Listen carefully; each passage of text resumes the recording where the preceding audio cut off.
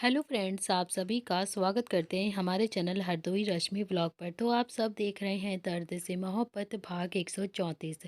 इससे पहले इस कहानी के 133 भाग अपलोड हो चुके हैं चैनल पर। अगर आप सबने नहीं पढ़ा है तो ज़रूर पढ़ लीजिएगा। तो चलिए फ्रेंड, देखते हैं अब तक आप सबने पढ़ा था। गीतांजलि मैम को हमारे होटल में नहीं रहना है सर। अजीत ने भी पलटकर गीतांजलि की तरफ देखा और फिर उसके करीब जाने लगा तो गीतांजलि की दिल की धड़कनें तो एकदम से बढ़ रही थी। आज भी अजीत का ऑरा वैसे के वैसे ही था जैसा कि उसने 16-17 साल पहले अजीत के अंदर देखा था, बल्कि अब तो अजीत की पर्सनैलिटी और भी ज़्यादा स्ट्रांग हो गई थी। अजीत पहले से भी ज़्यादा हैंडसम लगने लगा था। अब तो गीतांजलि के दिल की धड़कनें डबल स्पीड के साथ बढ़ने लगी थी जैसे जैसे अजीत उसके करीब जा रहा था। अब देखते हैं आगे। अजीत ने मीठी सी मुस्कुराहट के साथ किसी प्रोफेशनल इंसान की तरह गीतांजलि की ओर देखकर प्यार से कहा कि मैडम, आपको हमारे होटल में क्या प्रॉब्लम है? अगर कोई प्रॉब्लम है तो प्लीज़ आप हमें बताइए, हम आपकी प्रॉब्लम को ज़रूर सॉल्व कर देंगे। बताइए आपको क्या प्रॉब्लम है? गीतांजलि को पहले ही अजीत की प्रेजेंस बहुत ही ज़्यादा परेशान कर रही थी और अब उसका इतना प्यार से बोलना गीतांजलि को और भी ज़्यादा गुस्सा दिला रहा था। कहीं ना कहीं उसे थोड़ा थोड़ा सा गुस्सा आ रहा था। वो भी अपने गुस्से को कंट्रोल करते हुए बोलती है कि मुझे यहाँ पर कुछ भी ठीक नहीं लग रहा है। तो अजीत ने कहा कि मैम, हम आपकी सुविधा के लिए होटल के बराबर में जो रिजॉर्ट बना हुआ है उसे बुक कर देते हैं। वहाँ पर आपको कोई भी परेशान नहीं करेगा। वहाँ पर आप आराम से रिलैक्स होकर रह सकती हैं। स्टाफ भी आपको बुलाने पर ही आएगा वहाँ पर। गीतांजलि थोड़ा सा गुस्से में अजीत की तरफ देख रही थी और अजीत के चेहरे की मुस्कुराहट तो थोड़ी सी और ज़्यादा बढ़ गई थी। गीतांजलि अभी कुछ भी कह पाती उससे पहले ही स्टाफ के एक आदमी ने अजीत की तरफ देखते हुए कहा कि हाँ प्लीज़, आप रिजॉर्ट में ही अरेंजमेंट करवा दीजिए। यहाँ पर हम नहीं रुक सकते हैं। यहाँ पर हमें बहुत ज़्यादा प्रॉब्लम हो रही है। वहाँ गीतांजलि को कोई भी डिस्टर्ब नहीं करेगा। अजीत ने बस हल्की सी हाँ में अपनी गर्दन हिला दी और फिर रिसेप्शन पर जाकर बात करने लगता है। तो वहीं गीतांजलि ने अपने स्टाफ की तरफ देखते हुए कहा कि क्या ज़रूरत थी तुम्हें यहाँ पर रुकने के लिए? किसने कहा था यहाँ पर रुकने के लिए? स्टाफ ने कहा कि मैम, बहुत ज़्यादा रात हो गई है ना, तो ऐसे में हम दूसरा होटल कहाँ पर ढूंढेंगे? और ये लोग रिजॉर्ट में आपको अरेंजमेंट करवा कर दे तो रहे हैं ना, तो फिर आपको कोई प्रॉब्लम नहीं होगी। गीतांजलि भी अब अपने स्टाफ से क्या ही कहती, उसने भी बस हाँ में अपनी गर्दन हिला दी और फिर रात के समय गीतांजलि अपने बेड पर करवटें ले रही थी। उसे नींद नहीं आ रही थी। वो अपनी आंखें बंद करती तो बार बार उसे अजीत का चेहरा दिखाई दे रहा था। कुछ ही देर तक वो अपने आप से लड़ने के बाद वो उठकर सीधा बालकनी की तरफ चली जाती है। वो बालकनी के झूले पर बैठी हुई बाहर की तरफ देख रही थी। नीचे एक बहुत ही छोटा सा प्यारा सा स्विमिंग पूल दिखाई दे रहा था। उसका स्टाफ भी इस रिजॉर्ट में ही रुका हुआ था। सभी लोग बहुत ही आराम से सो रहे थे। पूरी तरह से सन्नाटा पसरा हुआ था और तभी उसने देखा कि एक गाड़ी रिजॉर्ट में आकर रुकती है। उस गाड़ी में से अजीत बाहर निकलता है। तो अजीत को देखकर गीतांजलि को बहुत ही ज़्यादा गुस्सा आ गया था, क्योंकि वो बहुत ही अच्छे से समझ भी चुकी थी और वो जानती थी कि अजीत उससे ही मिलने के लिए इतनी रात को यहाँ पर आया है। लेकिन क्यों मिलने के लिए आया है वो ये बात नहीं जानती थी। अजीत ने भी नज़र उठाकर गीतांजलि की तरफ देखा तो गीतांजलि काफ़ी ज़्यादा गुस्से में थी और अजीत के चेहरे पर मीठी सी मुस्कुराहट आ गई थी। कुछ देर तक तो वो जेब में हाथ डालकर गीतांजलि की तरफ ही बहुत प्यार से देखता रहता है और फिर गीतांजलि भी हाथ बांधकर अजीत की तरफ गुस्से से घूरे जा रही थी। गीतांजलि इंतजार कर रही थी कि कब अजीत अंदर आए और वो उससे बात करे, और अजीत भी अभी तक वहां पर ही खड़ा होकर गीतांजलि की तरफ देख रहा था। वो गीतांजलि की इस दुनिया में उसे बिल्कुल भी परेशान करने के लिए नहीं आया था, बस देख कर ही अपने मन को संतुष्टि दे रहा था। कुछ देर ऐसे ही देखने के बाद उसने भी अपना हाथ उठाकर उसे बाय कहा और फिर गाड़ी में बैठकर वहां से चला गया। गीतांजलि इस वक्त बहुत ही ज़्यादा हैरान थी। वो तो आंखें फाड़कर बस अजीत को जाता देखती रह गई, लेकिन फिर वो भी कमरे में आकर लेट गई और फिर उसे अपने और अजीत के बीते हुए कुछ पल एकदम से याद आ जाते हैं। तो चलिए फ्रेंड, देखते हैं फ्लैशबैक अजीत और गीतांजलि की लव स्टोरी का, कि कैसे इन दोनों के बीच में दूरियां आ गई थी। गीतांजलि मिरर के सामने बैठी हुई थी और उसके आंसू आज रुक ही नहीं रहे थे। उसने आज नेवी ब्लू कलर का लहंगा पहना हुआ था। आज उसकी इंगेजमेंट हो रही थी। वो बार बार खुद को मिरर में देख रही थी और उसके आंसू बार बार उसकी आंखों से टपक रहे थे। उसने भी अपना फ़ोन उठाया और फिर अजीत को कॉल किया। अजीत ने भी फ़ोन रिसीव नहीं किया था। गीतांजलि को भी समझ नहीं आ रहा था कि अब वो क्या करे, क्योंकि एक अजीत ही था जिस पे उसे अपने आप से भी ज़्यादा विश्वास था और वो भी उसका कॉल नहीं उठा रहा था। वो कब से अजीत को बार-बार कॉन्टैक्ट करने की कोशिश कर रही थी कि एक बार उससे बात हो जाए, लेकिन अजीत ने भी उसे पूरी तरीके से इग्नोर कर दिया था। और या ये कह सकते हैं कि गीतांजलि को इग्नोर नहीं किया था उसने, बल्कि शोभित को संभालने में वो इतना ज़्यादा बिजी हो गया था कि कुछ ही महीनों तक गीतांजलि से वो मिल ही नहीं पाया था, ना ही उसने उससे कोई भी कांटेक्ट किया था। और वैसे भी शोभित के इलाज के लिए उसे अमेरिका जाना पड़ा था और फिर उसी दौरान गीतांजलि की शादी भी फिक्स हो गई थी। गीतांजलि भी अपने हाथ में पहनी हुई अंगूठी की तरफ देखे जा रही थी और उसके दिल की धड़कनें एकदम से बढ़ती जा रही थी। उसने एक बार फिर से हिम्मत करके अजीत को कॉल किया और इस बार अजीत ने फ़ोन उठा लिया तो गीतांजलि भी रोते हुए बोलती है कि अजीत, अजीत मेरी सगाई हो गई है, तुम कुछ करते क्यों नहीं हो, तुम कहाँ पर हो, तुम मुझसे बात क्यों नहीं करते हो, एक हफ्ता बाद मेरी शादी है। देखो अगर तुम मुझे भगा कर भी लेकर जाओगे ना तो फिर मैं तुम्हारे साथ भागने के लिए तैयार हूँ, मुझे तुम्हारे साथ ही रहना है। आओगे ना मुझे लेने के लिए, प्लीज़ बताओ ना, तुम करोगे ना मुझसे शादी, प्लीज़ बताओ, कुछ तो बोलो। तभी दूसरी तरफ से अजीत के मैनेजर की आवाज़ आती है कि मैडम आप कौन हैं, सर अभी मीटिंग में है। गीतांजलि भी अब लंबी लंबी सांसें लेने लगी थी, उसकी आंखों में एकदम से पानी आ गया था। वो बोलती है कि उनकी जब मीटिंग ख़त्म हो जाएगी तो फिर कहिएगा कि गीतांजलि का फ़ोन आया था और बहुत ही इम्पोर्टेंट कॉल है, प्लीज़ बात करवा दीजिएगा। देखिए मैं आपके हाथ जोड़कर विनती करती हूँ, प्लीज़ प्लीज़ अजीत से कहिएगा कि गीतांजलि का फ़ोन आया था, वो एक बार मुझसे बात कर ले, उनसे कहना कि गीतांजलि की सगाई हो गई है। प्लीज़ आप मेरे लिए इतना तो कर देंगे ना, प्लीज़ प्लीज़ मेरी ये रिक्वेस्ट मान लीजिए। मैनेजर ने कहा कि हाँ जी मैडम, मैं उन्हें ज़रूर बता दूंगा। गीतांजलि ने भी फ़ोन को कट कर दिया और फिर 2 दिन इसी तरह से बीत गए थे, लेकिन गीतांजलि और अजीत की अभी भी कोई बात नहीं हुई थी। गीतांजलि को अब लगने लगा था कि अजीत ने उससे प्यार नहीं किया था, बल्कि प्यार का नाटक किया था और वो अब उससे शादी भी नहीं करेगा। उसके आंसू भी उसके गाल तक एकदम से लुढ़कने लगे थे, लेकिन अब कुछ भी नहीं हो सकता था। आखिरकार गीतांजलि ने भी अपने दिल पर पत्थर रखकर डिसाइड कर लिया था कि वो ये शादी कर लेगी। गीतांजलि की आज हल्दी हो रही थी और हल्दी के बाद गीतांजलि खुद को साफ करने के लिए अपने कमरे में चली गई थी। आज भी उसका दिल बहुत ही ज़्यादा उदास हो रहा था। उसने जैसे ही वॉशरूम का दरवाज़ा खोला तो उसकी आंखें हैरानी से फैल गई थी। सामने कोई और नहीं, उसका होने वाला पति ऋषभ खड़ा हुआ था, जो कि अभी मुस्कुराते हुए उसी की तरफ देख रहा था। और वो अकेले नहीं, किसी लड़की के साथ में खड़ा हुआ था। वो लड़की सारे फंक्शन में गीतांजलि के मंगेतर के आगे पीछे घूम रही थी। गीतांजलि ने बहुत ही ज़्यादा हैरानी से अपने मंगेतर की तरफ देखा तो वो बोलता है कि अरे यार, ये लड़की ना मेरी गर्लफ्रेंड है और वो इसे वॉशरूम नहीं मिल रहा था ना, तो फिर मैं यहाँ पर इसे लेकर आ गया था। तुम कुछ भी गलत मत समझना प्लीज़। गीतांजलि अभी कुछ भी नहीं बोलती है, उसका मंगेतर वहाँ से इतना बोलकर चला गया और फिर पीछे पीछे वो उसकी फ्रेंड भी वहाँ से चली गई थी। गीतांजलि को अब इतना तो समझ में आ गया था कि जिससे उसकी शादी हो रही है वो अच्छा इंसान नहीं है, वो एक बहुत ही ज़्यादा घटिया आदमी है। गीतांजलि को अब एक और मौका मिल गया था ये शादी तोड़ने का। उसने भी अगले ही पल अपने माँ बाप को अपने कमरे में बुलाया। फिर गीतांजलि अपनी माँ पापा की तरफ देखकर बोलती है कि माँ, ऋषभ अच्छा लड़का नहीं है, पता नहीं किसी लड़की के साथ वो मेरे ही बाथरूम में यहाँ पर क्या कर रहा था। गीतांजलि की माँ ने भी थोड़ा सा गुस्से से दांत पीसते हुए कहा कि तो तुम ही कहाँ की अच्छी हो, उस अजीत के पीछे पागल हो रही हो, उस अजीत के लिए ही तुम ये सब कुछ कर रही हो। शांति से ये शादी कर लो, समझी तुम, इज्जत के साथ, और अपनी डोली को उठा लो। पता भी है ऋषभ कितना ज़्यादा अमीर है, बहुत ही ज़्यादा अमीर है ऋषभ, और अमीर लड़कों के एक दो अफेयर तो हो ही जाता है ना, तो इसमें इतनी बड़ी बात नहीं है और इस बात को ज़्यादा बढ़ाने की ज़रूरत भी नहीं है। गीतांजलि भी अब अपनी माँ की ये बात सुनकर बहुत ही ज़्यादा हैरान हो गई थी। उसे तो यकीन ही नहीं हो रहा था कि उसकी माँ उसकी सगी माँ है या फिर सौतेली माँ है। उसने भी अपने पापा की तरफ हैरानी से देखा तो उसके पापा ने कहा कि बेटा, शादी के बाद लड़के सभी लोग सुधर जाते हैं, वो तुम्हारे करीब रहेगा ना तो उस लड़की को भी छोड़ देगा। तुम प्लीज़ परेशान मत हो, तुम बस इस शादी को निभाने के लिए सोचो। अरे 10-12 साल बाद तुम्हें डाइवोर्स भी दे देगा ना तो भी 20-25 लाख रुपए तो मिल ही जाएंगे, और फिर 20-25 लाख रुपए कम नहीं होते हैं।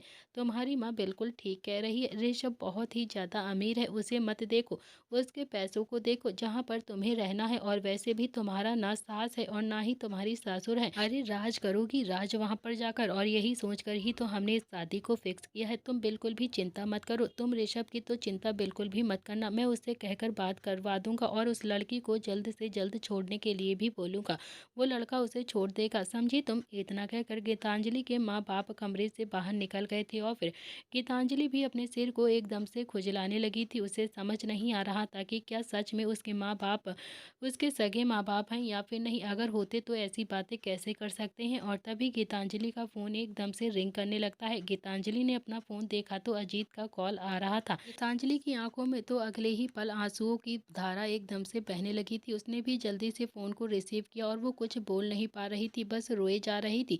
तो वहीं दूसरी तरफ से अजीत हेलो हेलो कह रहा था। गीतांजलि ने सुबकते हुए कहा, कहाँ हो तुम अजीत, मेरी शादी हो जाएगी। अजीत ने कहा कि गीतांजलि, मैं बहुत बुरी तरीके से फंसा हुआ हूँ। क्या तुम्हें नहीं पता है कि मेरे भैया भाभी की डेथ हो गई है? क्या तुम नहीं जानती हो कि मेरे बाबा अब इस दुनिया में नहीं रहे हैं? मैं शोभित को अमेरिका लेकर गया था, आज ही वापस आया हूँ। तुम बताओ कि तुम कैसी हो? गीतांजलि रोते हुए बोलती है कि बहुत बुरी हालत है मेरी, तुम कुछ करके मुझे यहाँ से लेकर चले जाओ वरना मैं मर जाऊंगी। अजीत बोलता है कि गीतांजलि ऐसी बातें नहीं करते हैं, मैं तुम्हें लेने के लिए आऊँगा। गीतांजलि ने कहा कि तुम लेने मत आओ, शादी का माहौल है, पता नहीं क्या हो जाएगा। मैं तुम्हें कल रात को रेलवे स्टेशन पर मिलूंगी, तुम वहाँ पर ज़रूर आ जाना मुझे लेने के लिए। अजीत बोलता है कि क्यों नहीं आऊँगा, तुम्हारे साथ जीने मरने की कसम खाई है, मुझे भी एक सपोर्ट चाहिए जो मुझे संभाल ले। तुम नहीं जानती हो मैं कितना ज़्यादा टूट गया हूँ, मैं आऊँगा। गीतांजलि ने कहा कि तो ठीक है, रात के 11 बजे तुम मुझे रेलवे स्टेशन पर मिलोगे।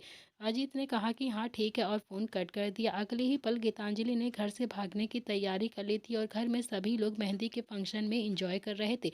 वो ऋषभ की तरफ देख रही थी जो उस लड़की के साथ डांस कर रहा था और वो लड़की भी उसके साथ खुलकर नाच रही थी। गीतांजलि ने अपने माँ बाप की तरफ देखा, वो भी बहुत ज़्यादा खुश थे। उसके पापा के हाथ में तो ड्रिंक का ग्लास था और माँ भी, उसने भी बहुत ही एक्सपेंसिव सी साड़ी पहनी हुई थी जो कि ऋषभ ने ही उन्हें गिफ्ट की थी। गीतांजलि इतना तो समझ रही थी कि ऋषभ ने उसके माँ बाप को दोनों को ही खरीद लिया है। अगर अजीत गीतांजलि को लेने भी नहीं आता तो भी गीतांजलि ये शादी बिल्कुल भी करने वाली नहीं थी। आखिरकार रात के 10 बजे गीतांजलि अपने कमरे से वापस आई और फिर उसने अपना सारा सामान पहले से ही पैक कर लिया था और पीछे वाले रास्ते से निकल गई। ठीक 11 बजे वो स्टेशन पहुंच गई थी। वो स्टेशन पर बैठी हुई 11:15 बज गए थे लेकिन अजीत अभी भी नहीं आया था। गीतांजलि अजीत का बार बार फ़ोन ट्राई कर रही थी लेकिन अजीत ने फ़ोन भी रिसीव नहीं किया था। गीतांजलि का दिल अब जोरों से धड़कने लगा था। उसे समझ नहीं आ रहा था कि अब वो क्या करे। 11 से 12 हो गया था, 12 से 1 हो गया और 1 से 2 बज गए थे लेकिन अजीत अभी भी वहाँ पर नहीं आया था। पूरी रात गीतांजलि अजीत को फ़ोन करती रही लेकिन अजीत ने उसका कॉल नहीं रिसीव किया और आखिरकार उसके पास एक बुढ़िया औरत जिसने अभी साधु का भेष धारण किया हुआ था, वो आकर बैठ गई और उस बुढ़िया ने गीतांजलि की तरफ देखा और प्यार से बोली कि क्या हुआ है बेटा, किसी का इंतज़ार कर रही हो क्या? गीतांजलि ने सुबकते हुए कहा कि नहीं, अब किसी का इंतज़ार नहीं करूँगी। ये दुनिया बहुत ज़्यादा छोटी है, यहाँ बहुत ही स्वार्थी लोग रहते हैं, कोई किसी से प्रेम नहीं करता है, कोई किसी का अपना नहीं है। मुझे तो बस शांति के मार्ग में जाना है। क्या आप मुझे बता सकती हैं कि शांति कहाँ पर मिलेगी? उस बुढ़िया ने भी गीतांजलि की तरफ देखा और उसके गाल पर पैर से हाथ रखकर कहा कि मेरे साथ चलो, मैं तुम्हें अपने आश्रम लेकर चलूँगी, वहाँ पर तुम गीता का पाठ करना, तुम्हें बहुत ज़्यादा शांति मिलेगी। गीतांजलि ने हाँ में अपनी गर्दन हिला दी क्योंकि उसे अजीत का इंतज़ार नहीं था अब, और वो उस बुढ़िया के साथ वहाँ से चली गई थी और वहीं से गीतांजलि की स्वाति बनने की यात्रा शुरू हो गई थी। गीतांजलि ने अब पूरी तरह से बाहरी दुनिया से संपर्क तोड़ दिया था और वो पूरी तरह से स्वाति बनने वाली थी। इसी के साथ फ्लैशबैक समाप्त होता है। गीतांजलि बीते दिनों को याद कर रही थी। अब अजीत ने उसे आने का वादा किया था और फिर वो वहाँ पर आया नहीं था और पूरी रात स्टेशन पर बैठकर वो अजीत का इंतजार करती रही थी। गीतांजलि भी अजीत से 1-2 बार पहले मिली थी लेकिन उसने कभी भी अजीत से सफाई नहीं मांगी थी। अजीत भी सफाई देना चाहता था लेकिन गीतांजलि ने उसकी एक भी बात नहीं सुनी थी क्योंकि अब वो अजीत के साथ कोई भी रिश्ता नाता नहीं रखना चाहती थी। तो वहीं दूसरी तरफ अजीत जो कि अपने कमरे में बैठा हुआ ड्रिंक कर रहा था। अजीत ने आज तक शोभित के सामने ड्रिंक नहीं करी थी। वो शोभित के सामने हमेशा मजबूत बनकर ही रहता था, खुद को बहुत ही मजबूत दिखाता भी था लेकिन अंदर ही अंदर उसे भी एक खालीपन खा रहा था। वो खालीपन जिसे सिर्फ गीतांजलि भर सकती थी लेकिन अब दोनों के बीच में इतनी ज़्यादा दूरियां थी कि वो खालीपन शायद कभी भी नहीं भरता। तो वहीं दूसरी तरफ किट्टू भी अपने कमरे में तैयार हो रही थी। उसने बहुत ही अच्छी सी शिफॉन की साड़ी पहनी हुई थी क्योंकि आज रुद्र वापस आने आने वाला था। तो वहीं दूसरी तरफ सभी लोग डाइनिंग टेबल पर बैठकर नाश्ता कर रहे थे। संजय बोलता है कि किट्टू आज नाश्ता नहीं करेगी क्या, सो रही है क्या? दिशा बोलती है कि नहीं अंकल, भैया आ रहे हैं ना, इसीलिए तैयार हो रही, उन्हें एयरपोर्ट लेने के लिए जाएंगी। संजय ने भी संध्या की तरफ देखकर कहा कि वो अकेले जाएगी क्या? तो संध्या ने भी शुभ के सिर पर हाथ मारकर कहा कि अकेले क्यों जाएगी, इसके साथ जाएगी ना। शुभ के जैसे ही लगा वैसे ही उसने दिशा को बच्चा सा मुंह बनाकर देखा, जैसे कहना चाहते हो कि देख लो मुझे कितना ज्यादा पीटते हैं ये लोग। दिशा ने भी संध्या की तरफ देखा लेकिन कुछ भी नहीं कहा कि तभी किट्टू तैयार होकर नीचे आने लगी। सबकी नजरें किट्टू पर ही टिकी हुई थी और किट्टू के चेहरे पर बड़ी सी मुस्कुराहट थी। ये सीधा संध्या के पास आकर वो रुकती है और बोलती है कि माँ कैसी लग रही हूँ मैं। संध्या भी उसकी नज़र उतारते हुए बोलती है कि बहुत ही ज़्यादा प्यारी, बहुत ही ज़्यादा सुंदर लग रही हो तुम। और तभी शुभ बोलता है कि भाभी मैं लेकर आऊँगा भैया को, आपको जाने की कोई भी ज़रूरत नहीं है। और ये बात सुनते ही किट्टू का चेहरा एकदम से उतर गया था। इतने में ही संजय ने शुभ के गाल पर हल्का सा चांटा मारकर कहा कि पीट कर जाएगा या फिर मानकर पिट के जाएगा। शुभ ने भी फिर से दिशा की तरफ देखा और फिर इस बार ज़्यादा मासूम सा बनकर वो उसे देख रहा था। इस बार दिशा ने भी संजय की तरफ देखकर कहा कि वो अंकल मारिए मत ना प्लीज़। संजय ने एक ऐब्रो चढ़ाकर दिशा की तरफ देखा तो दिशा भी अपना सलाइवा निगलते हुए अटकती हुई आवाज़ में बोलती है कि वो अंकल मेरा मतलब है कि शुभ अब बड़ा हो गया है ना, अच्छा नहीं लगता है सबके सामने ऐसे मार खाता है। तो संजय ने एक नज़र शुभ की तरफ देखा तो शुभ ने संजय की तरफ बड़ी मासूमियत से देखा और हाँ में अपनी गर्दन हिला दी, जैसे कहना चाहता हो कि हाँ अब मैं बड़ा हो गया हूँ, मुझे मारो मत प्लीज़। नील बोलता है कि किट्टू बच्चा खाना तो खा लो तुम। किट्टू बोलती है कि नहीं भैया मुझे भूख नहीं लगी है। फिर वो शुभ के पास आई और फिर उसकी बाजू पकड़कर बोलती है कि चलो ना भैया, नहीं तो हम लेट हो जाएंगे। शुभ ने दिशा की तरफ देखा और कहा कि दिशा तुम भी चलोगी ना। दिशा ने संजय की तरफ देखा तो संजय बोलता है कि हाँ चली जाओ। शुभ बोलता है कि निहाल चल तू भी चल। निहाल ने ना में अपनी गर्दन हिलाते हुए कहा कि नहीं मुझे शोभित से कुछ काम है, मैं नहीं जा सकता। इतना कहकर वो भी डाइनिंग टेबल से उठकर वहाँ से जाने लगा तो संजय बोलता है कि तुझे शोभित से क्या काम है? निहाल बोलता है कि है कोई काम पापा। और तभी संध्या बोलती है कि संजय मैंने आज रात को सुरेश जी और सीमा जी को भी बुलाया है ताकि निहाल और नव्या की शादी फिक्स कर दें। निहाल ने भी अब अपनी माँ की तरफ एकदम से गुस्से से देखते हुए कहा कि माँ मुझसे पूछ तो लेती आप एक बार उन लोगों को यहाँ पर बुलाने से। संध्या बोलती है कि अरे पूछना क्या था, तू उससे प्यार करता है वो तुझसे प्यार करती है और बच्चों की टाइम से शादी हो जाए तो फिर क्या ही चाहिए हम लोगों को। निहाल कुछ बोलता उससे पहले ही उसका फ़ोन रिंग करने लगा था और निहाल जो कि काफ़ी ज़्यादा गुस्से में अपना फ़ोन लेकर वहाँ से चला गया था। उसके जाते ही शुभ, दिशा और किट्टू भी वहाँ से जाने लगे थे तो संजय बोलता है कि शुभ निहाल के साथ क्या हुआ है, वो इतना ज़्यादा परेशान क्यों लग रहा है? शुभ ने पलटकर संजय की तरफ देखा और बोला कि पापा मुझे कैसे पता होगा, कल भूकंप आएगा और आप मुझसे पूछोगे तो मैं थोड़ी ना बता पाऊंगा कि क्या हुआ है और कैसे आया है ये भूकंप। इतना कहकर उसने भी एक हाथ से दिशा का हाथ पकड़ा और फिर दूसरे हाथ से किट्टू का हाथ पकड़कर बोला कि चलो अब चलो, नहीं तो पापा मुझसे सवालों की बौछार कर देंगे और मैं कुछ भी नहीं कह पाऊंगा। और तभी संजय तेज आवाज में बोलता है कि हाँ जैसे मैं तुझसे पूछूंगा और तू मुझे सारे जवाब भी दे देगा। शुभ जाता हुआ बोलता है कि जब पता है कि मैं इतना हरामखोर हो गया हूँ तो फिर मुझसे पूछते ही क्यों हो पापा आप। संजय गुस्से से बोलता है कि तू घर आ जा, आज तो दो चांटे लगेंगे तेरे, उल्टा सीधा जवाब देना सीख गया है तू, इडियट कहीं का। 1 घंटे के बाद किट्टू भी फूल लेकर एयरपोर्ट पर खड़ी हुई थी। किट्टू बहुत ही ज़्यादा एक्साइटेड हो रही थी। जब रुद्र गया था तब दोनों के बीच में झगड़ा हुआ था। किट्टू उस बात को अभी भी भूल जाना चाहती थी, हालांकि कहीं ना कहीं उसे भी छोटी सी एकदम से कसक थी कि रुद्र ने उसे मनाया नहीं था, मगर फिर भी रुद्र की इज्जत उसकी नज़रों में जरा भी गिरी नहीं थी क्योंकि वो रुद्र से सच में बहुत ज़्यादा प्यार करती थी। तभी सामने से उसे रुद्र आता हुआ दिखाई देता है। किट्टू तो बहुत ही ज़्यादा खुश हो गई थी, उसके चेहरे की मुस्कुराहट भी बता रही थी कि वो रुद्र को देखकर इस वक्त कितना ज़्यादा खुश है। तो वहीं रुद्र ने भी किट्टू को देखा तो उसके चेहरे पर भी मीठी सी मुस्कुराहट आ गई थी। उसे भी पिछली लड़ाई एकदम से याद आ गई थी, लेकिन किट्टू को ऐसे खुश देखकर उसे बहुत ही ज़्यादा तसल्ली हो गई थी।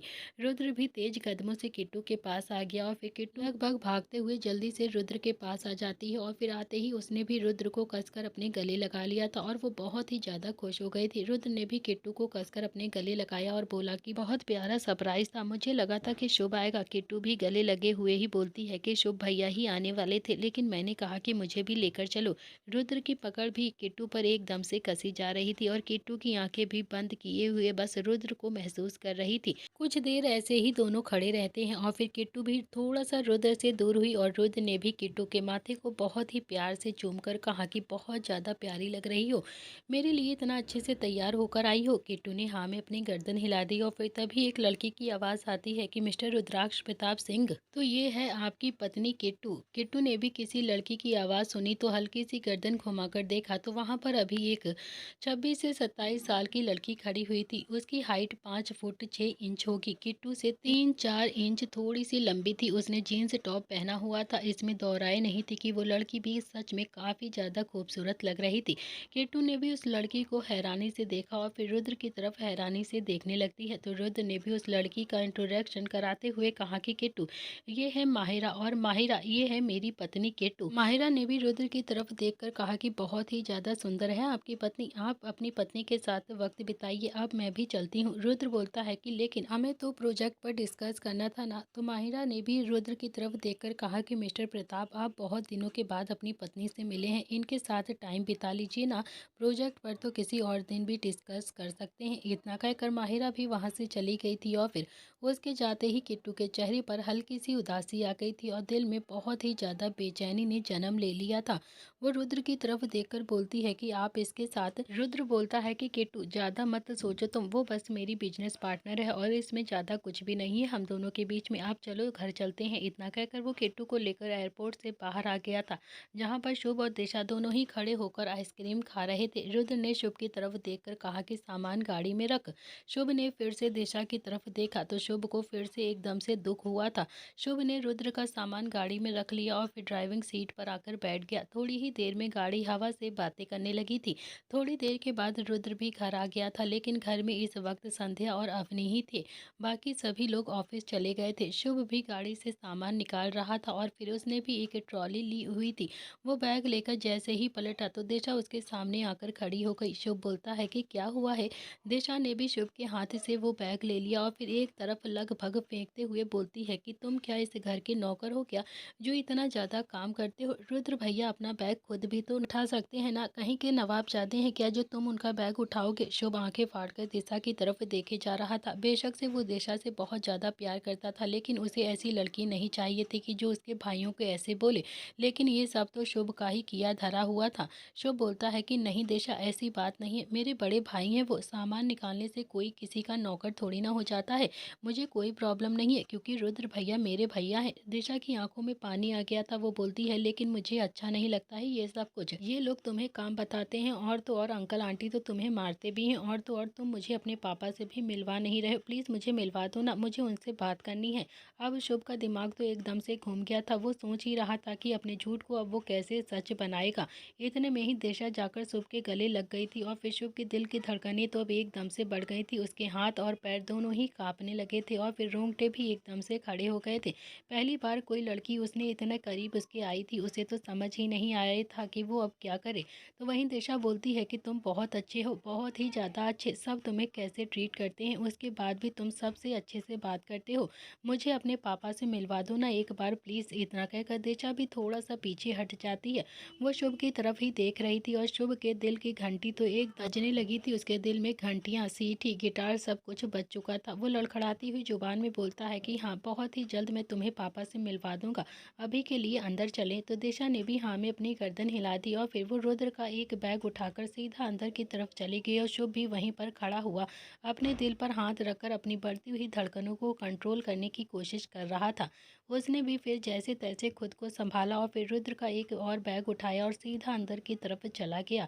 अंदर सभी लोग सिटिंग एरिया में बैठकर आपस में बातें कर रहे थे। रुद्र भी खड़ा होकर बोलता है कि माँ, अब मैं नहाने के लिए जा रहा हूँ। किट्टू बोलती है कि तब तक मैं भी आपके लिए कुछ अच्छा सा बना देती हूँ। इतना कहकर किट्टू भी सीधा किचन की तरफ चली गई थी और फिर रुद्र भी नहाने के लिए अपने कमरे में चला गया था।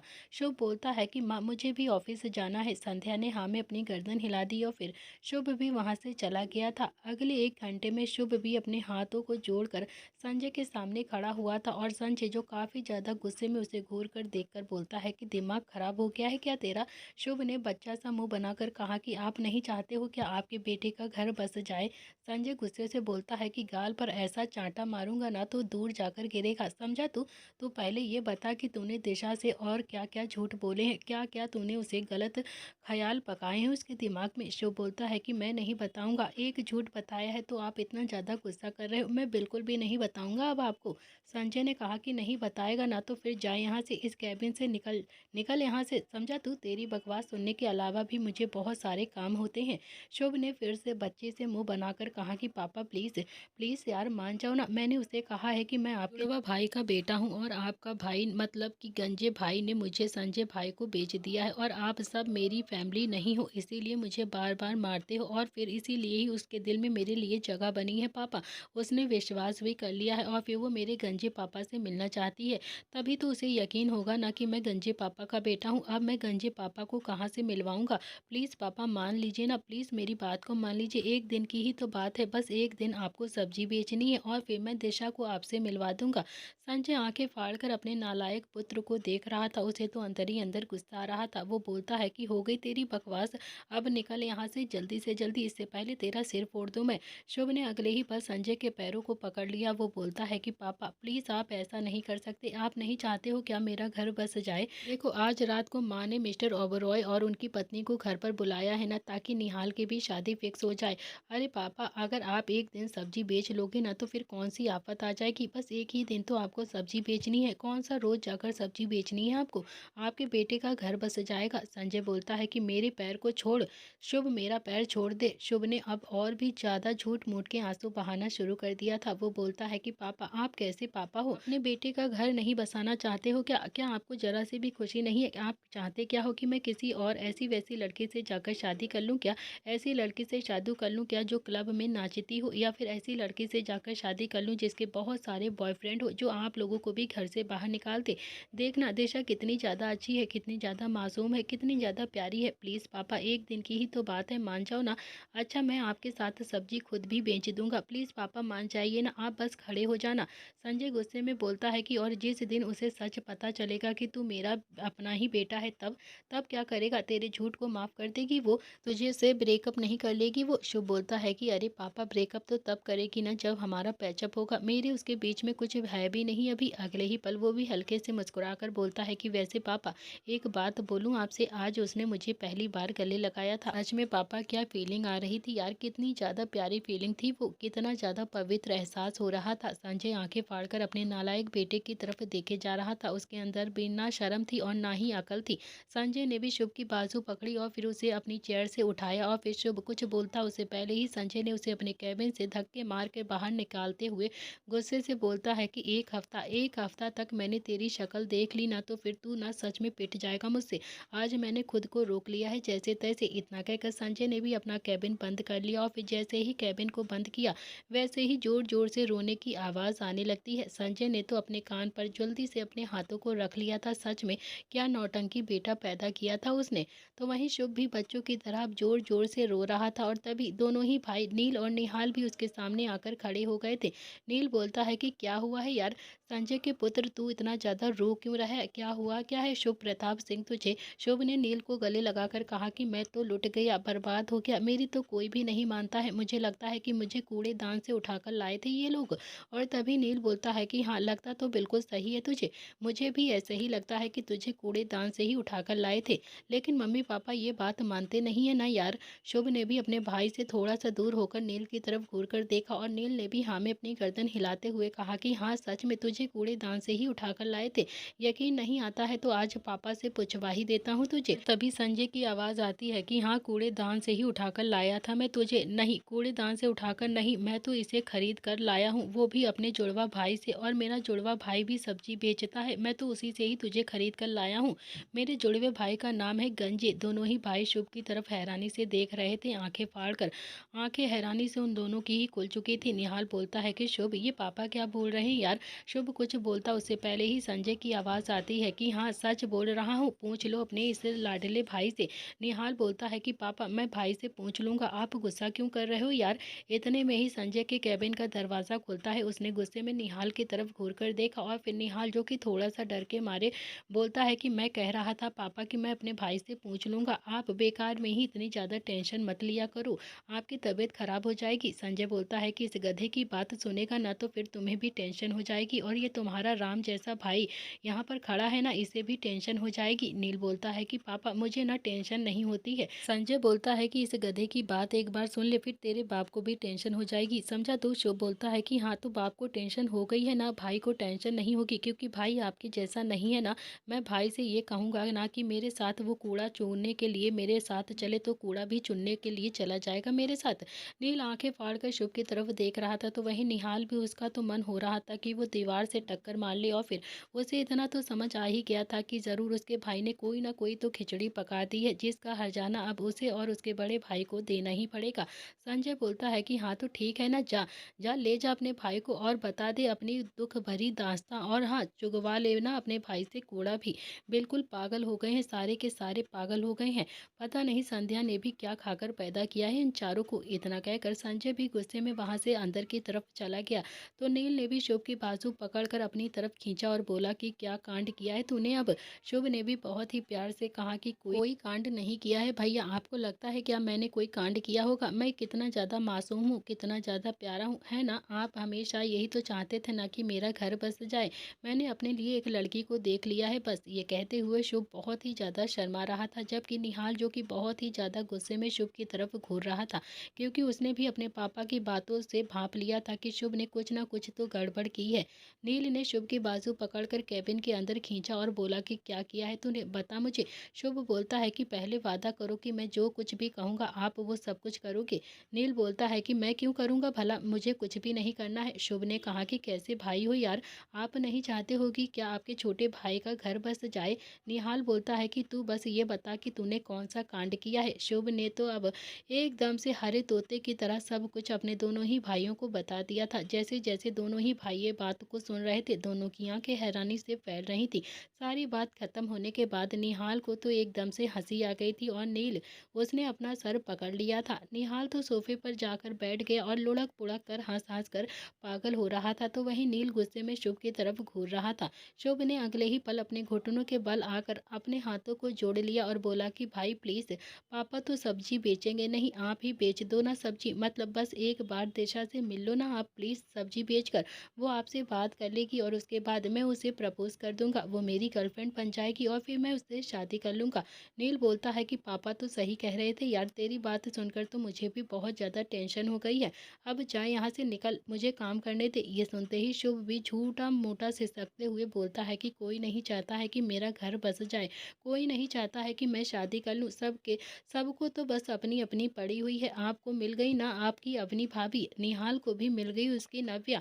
आज एक शादी तो फिक्स हो ही जाएगी, और फिर रुद्र भैया, उन्हें तो सबसे अच्छी लड़की मिली है, बस मैं ही बचा हूँ। कोई नहीं चाहता है कि मेरी और दिशा की सेटिंग हो जाए, या मैं उससे शादी करके सेटल हो जाऊँ। सबको मुझसे जलन हो रही है, जलन। मुझे लग ही रहा था कि मैं ही पागल हूँ। सच कहा था भाई आपने, कूड़ेदान से ही उठाकर लाए हो आप मुझे। नील बोलता है कि कूड़ेदान से उठाकर नहीं लाया हूँ, खरीद कर लाए हैं गंजे चाचा से जो सब्जी बेचते हैं। अब जाए यहाँ से, निकल चुपचाप से। शुभ भी मुंह बनाकर नील की तरफ देखता रह गया, और नील को भी गुस्सा बहुत ही ज्यादा आ रहा था, लेकिन जानता था कि उसके अलावा कोई भी नहीं है जो शुभ की मदद करेगा, वो ही है जो उसकी मदद कर सकता है। आखिरकार नील भी बोलता है कि कब बेचनी है सब्जी। तो दोस्तों, इसी के साथ इस कहानी का आज का एपिसोड यहाँ पर समाप्त होता है। कैसा लगा आज का एपिसोड, प्लीज़ कमेंट में ज़रूर बताइएगा। कहानी पसंद आए तो लाइक शेयर सब्सक्राइब ज़रूर करिएगा। आज के लिए इतना ही। थैंक यू फ्रेंड्स, मिलते हैं कल के